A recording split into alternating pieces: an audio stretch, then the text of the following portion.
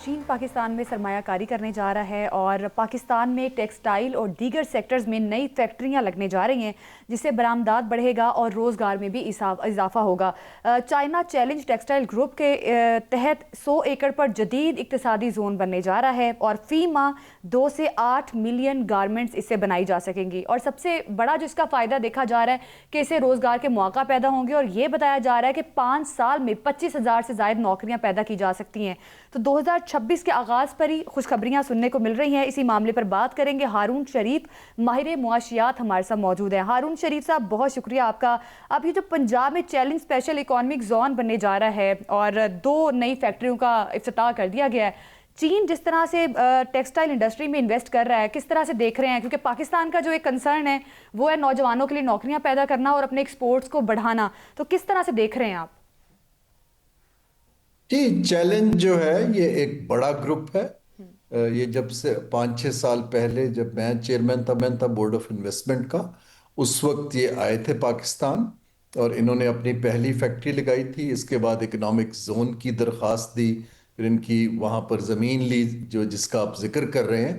اب یہ expansion phase انہوں نے اناؤنس کیا کہ ہم اپنا کاروبار بڑھا رہے ہیں۔ تو اوورال تقریباً یہ $200 ملین کی ایکسپورٹ کرتے ہیں ووون ٹیکسٹائل کی، یہ جو نٹ ویئر ہوتا ہے، اور برانڈز کو بیچتے ہیں۔ تو یہ خوشائن بات ہے کہ چیلنج اپیرل جو ہے وہ ایکسپینشن کر رہا ہے، اور اگر ان کا ایک نیا یونٹ لگ جاتا ہے اکنامک زون کے اندر تو وہ یہ ووون ٹیکسٹائل کے اندر وہاں کے لوکل لوگوں کو نوکریاں بھی ملیں گی اور ہماری ایکسپورٹ بھی بڑھے گی۔ لیکن میں یہ کلیریفائی کر رہا تھا کہ یہ کمپنی جو ہے اب اس کے پاس پاکستان کا 5-6 سال کا تجربہ ہے اور کامیاب تجربہ ہے۔ اچھا سر، آپ ہمیشہ یہ بات کرتے ہیں ہارون صاحب کہ ہمیں اس طرح کی انویسٹمنٹ چاہیے جس سے یہاں پہ نہ صرف لوگوں کو روزگار بھی ملے بلکہ وہ ایکسپورٹ کریں اور یہاں زر مبادلہ بھی آئے اور پھر یہاں پہ خرچ بھی ہو، یہ نہ ہو کہ وہ اٹھا کے سارے پھر پیسے باہر لے جائیں۔ تو اب یہ جو ہے جو یہ کہا جا رہا ہے کہ یہاں کپڑا ایسا بنے گا جو پہلے پاکستان میں نہیں بنتا، تو یہ بتائیں کو بوسکی تو نہیں بنانے لگے پاکستان ہی؟ نہیں جی، یہ جو چیلنج ہے نا یہ سپورٹس ویئر بناتا ہے۔ تو آج کل جو ماڈرن جو ٹی شرٹس ہیں جس کو ہم ڈرائی فٹ کہتے ہیں، اس میں بہت سارا کپڑا چین سے بھی آتا ہے جو ریکنڈیشنڈ ہوتا ہے۔ کچھ یہ کپڑا یہاں پر مینوفیکچر کرواتے ہیں آؤٹ سورس کر کے۔ مینلی ان کا کام ووون جو ٹریک سوٹس اور جو شارٹس اور ٹی شرٹس کی سٹچنگ کا ہے۔ سو اس پہ انہوں نے ٹریننگ بھی دی ہے، اسکل ڈیولپمنٹ بھی کر رہے ہیں اور ایکسپینشن کر رہے ہیں، اور ان کا پاکستان کا اوورال تجربہ اچھا رہا ہے۔ ان کو یہ اکنامک زون کی وجہ سے ٹیکس انسینٹیوز بھی ملے ہیں، تو وہ اس لیے اس کی ایکسپینشن ہو رہی ہے۔ اور جو آپ کی بات ہے، یہ کوئی بوسکی نہیں بنائیں گے، یہ بیسیکلی جو بڑی کمپنیاں ہیں، ایڈیڈاس ہے، ریباک ہے، نائکی ہے، ان کو یہ بنا کے بھیجتے ہیں، پھر یہ برانڈز اس کپڑے کو گلوبلی آگے بیچتے ہیں۔ اچھا سر، یہ فرمائیے گا کہ 2026 کے حوالے سے بڑے دعوے کیے جا رہے ہیں کہ اکانومیکلی یہ بڑی چینج لے کے آئے گا، اور یہ بھی خبریں ہیں کہ شاید 2026 میں چینی صدر بھی پاکستانی دورے پہ تشریف لا رہے ہیں، اور جو سی پیک 2 کا معاملہ ہے اس پہ کافی ڈیولپمنٹ کی امید کی جا رہی ہے۔ تو آپ کیونکہ بورڈ آف انویسٹمنٹ کے خود بھی چیئرمین رہے ہیں اور سارے معاملے کو نہ صرف قریب سے جانتے ہیں بلکہ اندر کی خبر بھی رکھتے ہیں، تو آپ اس صورتحال کا کس طرح سے جو ہے وہ احاطہ کریں گے سر؟ جی، 2-3 چیزیں ہیں سمجھنے کی۔ دیکھیے، نمبر 1 یہ ہے کہ جو انفراسٹرکچر تھا بیسک سی پیک کا، کنیکٹیوٹی کا، گوادر سے لے کے کاشغر تک، کاشی تک، وہ تو بن گیا ہوا ہے۔ سڑک بھی بن گئی ہے، پورٹ بھی ڈیولپڈ ہے، بارڈر پوسٹ بھی سست کی ہے، چل رہی ہے تھوڑی بہت۔ تو اب ضرورت اس امر کی ہے کہ دیکھیں پاکستان کو اب لوگ سوال پوچھتے ہیں کہ یہ سب کچھ بن گیا تو لوگوں کو کیا ملا؟ لوگوں کو تب ملے گا یہ جو سی پیک 2 کے اندر میں نے انڈسٹریل پارٹنرشپ کا MOU سائن کیا تھا اس وقت، تاکہ اس کی اب آپ امپلیمنٹیشن شروع کریں اور پرائیویٹ کیپٹل آنا شروع ہو۔ کیپٹل کیسے آتا ہے کہ دائیں بائیں جو ہیں اکنامک زونز بنے، دائیں بائیں ویئر ہاؤسز بنے، ٹرانسپورٹ کمپنیاں بنے، تاکہ جو چیز بنے وہ اس روٹ کے اوپر ٹرانسپورٹ ہونی شروع ہو۔ اب یہ سارا کچھ کرنے کے لیے چین جو ہے وہ اپنی انٹینشن تو بارہا دے چکا ہے لیکن یہ کام کرنا ہمارا کام ہے کہ ہم یہاں پر ایک ایسا انسینٹیو اور پالیسی انوائرمنٹ بنائیں کہ پاکستانی کمپنیاں چینیوں کے ساتھ مل کے باقی ممالک سے مل کے اس راہداری کا فائدہ اٹھا سکیں. میں کچھ اب اس میں جو ملکوں میں نے بہت ملکوں میں اکنامک کوریڈور دیکھے ہیں. ہمیں کچھ ریڈیکل تبدیلیاں لانے کی ضرورت ہے. The way we are handling CPEC تھوڑی پرووکٹیو ہے، لیکن پہلی چیز تو یہ ہے کہ ہمیں اس کو فوراً سے پیشتر پلاننگ کمیشن سے نکال دینا چاہیے. پلاننگ کمیشن کا پرائیویٹ سیکٹر کا نہ لنک ہے، نہ کام ہے، نہ ان کو آتا ہے.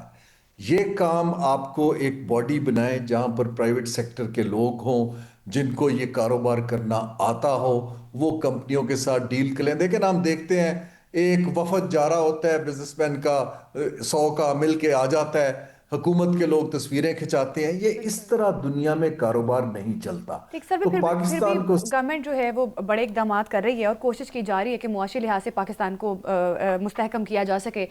جس طرح سے پاکستان کو سفارتی کامیابیاں ملی وہ بھی آپ کے سامنے ہے. اب پاکستان نے بھارت کو معیشت کے میدان میں بھی پیچھے چھوڑ دی ہے. رپورٹس یہ بھی آ رہی ہے، گیلپ اکانومک سروے میں اس بارے میں بتایا گیا. تو سر کیا سمجھتے ہیں؟ یہ بھی کہا جا رہا ہے کہ 2026 پاکستان کے لیے بڑا زبردست سال ثابت ہو سکتا ہے، کیونکہ 51% لوگ نئے سال کے بارے میں کافی پر امید نظر آ رہے ہیں. 53% پاکستانی 2026 کو خوشحالی کا سال کہتے ہیں. تو کیا پھر اس امید کے ساتھ یہ کہا جا سکتا ہے کہ 2026 میں پاکستان کی معاشی صورتحال مزید بہتر ہوگی اور معاشی لحاظ سے بھی پاکستان آگے بڑھے گا؟ جی، یہ ایک اچھی بات ہے کہ ایک فیل گڈ فیکٹر چل رہا ہے اور لوگ جو ہیں وہ پازیٹیو ہیں کہ اب جو پچھلا سال سخت گزرا ہے یہ سال ہمارے لیے بہتر گزرے گا. کچھ شرح سود کم ہوئی ہے، انفلیشن سنگل ڈیجٹ میں ہے. لیکن دیکھیں مین ہمارا جو صورتحال ہے کہ ہماری G D P growth even اگر 3 سے 4% بھی چلی جاتی ہے، ہماری آبادی کے حساب سے ابھی کم ہے. انڈیا سے ہمارا کوئی کمپیریزن اس لیے نہیں ہے کہ وہ ہم سے بہت بڑا ملک ہے. ان کے اوپر بھی اپس اینڈ ڈاؤن آتے ہیں. تو میں ان نمبرز پہ بات کرتا ہوں.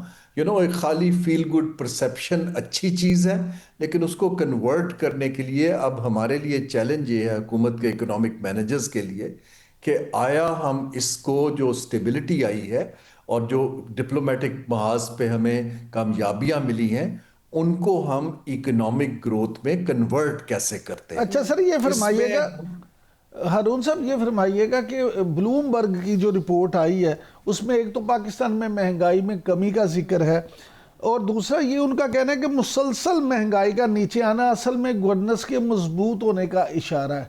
اور آپ کیا سمجھتے ہیں، واقعی ہی یہ بہتر گورننس کا نتیجہ ہے یا کچھ اور بھی ہے؟ جی، پارٹلی یہ جو ہماری مانیٹری پالیسی کی گورننس ہے اس کا نتیجہ ہے، کیونکہ ایک جو لنک ہے جو مہنگائی کی شرح کا ہوتا ہے وہ منی سپلائی سے ہوتا ہے. جب آپ شرح سود کو ایڈجسٹ کرتے ہیں اس طرح کہ بہت زیادہ افراط زر نہ ہو تو پھر مہنگائی کی کیونکہ ڈیمانڈ کم ہو جاتی ہے، لوگوں کے پاس منی سپلائی کم ہوتی ہے تو اس لیے کم ہوتی ہے. لیکن مینلی جو مہنگائی ہے وہ ہمارے جو فیکٹرز ہیں وہ تو ڈالر روپی کی پیرٹی سے لنکڈ ہیں، کیونکہ ہم ایک نیٹ امپورٹر کنٹری ہیں. جو منڈیوں کا میکنزم ہے اس میں مڈل مین کی جو مارجنز ہیں اور ریگولیشن سے لنکڈ ہیں. تو یہ ایک ملٹیپل فیکٹرز ہیں. خوشائند بات یہ ہے کہ جہاں پر مہنگائی رکی ہوئی ہے اگر یہ یہیں رہتی ہے 2-3 سال تو پھر لوگوں کا اعتماد بڑھے گا. لیکن جو کنزمپشن پاور کووڈ کے بعد ایروڈ ہو گئی ہے وہ تب بڑھے گی جب اکنامک اپرچونٹیز بڑھیں گی. لیکن آپ کی انکم لیول وہی ہے. اچھا سر، آپ کیونکہ نمبرز کی ہمیشہ بات کرتے ہیں اور فائل ورک کو بڑی اہمیت دیتے ہیں، اب یہ جو حکومت نے جی ڈی پی میں 3.71% گروتھ کا ذکر کیا ہے تو یہ کتنی حقیقی ہے؟ آپ کے نزدیک یہ حقیقی ہے یا غیر حقیقی لگتی ہے؟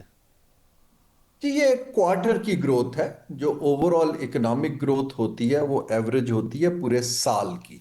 یہ ایک کوارٹر کے نمبرز ہیں جو جیسے میں نے عرض کیا 3 سے 4% کے درمیان ہیں. کچھ چیزیں اس میں ان پہ تھوڑی حیرانی ہوئی کیونکہ ہماری investment to G D P ratio گر گئی ہے. تو اگر انویسٹمنٹ نہیں آ رہی تو گروتھ کہاں سے آ رہی ہے؟ لیکن جب میں نے اس کو اینالائز کیا تو اس کے اندر کنسٹرکشن کا اور جو ایگریکلچر کموڈیٹیز کا کافی حصہ دکھائی دیا.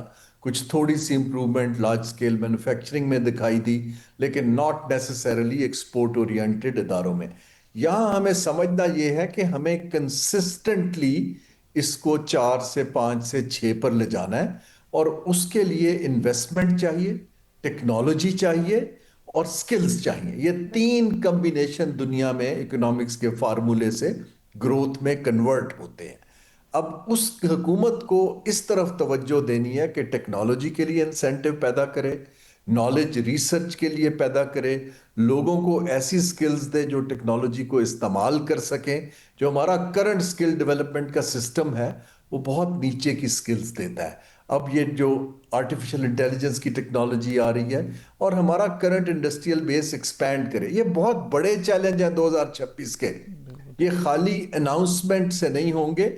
وزڈم کسی ایک بندے یا ادارے کی پروپرائٹی نہیں ہوتی، ہمیں بیسٹ مائنڈز کو انگیج بالکل کرنا چاہیے۔ بیسٹ مائنڈ سیٹ کو اپنانا ہوگا، ٹیکنالوجی انویسٹمنٹ اور نالج کے حوالے سے بہتر حکمت عملی بنانی ہوگی تاکہ اس سے زیادہ سے زیادہ فائدہ اٹھایا جا سکے۔ ڈپلومیٹک اچیومنٹ کو اکانومک گروتھ میں کنورٹ کرنا ہوگا تاکہ اکنامیکلی اسٹیبلائزیشن لائی جا سکے۔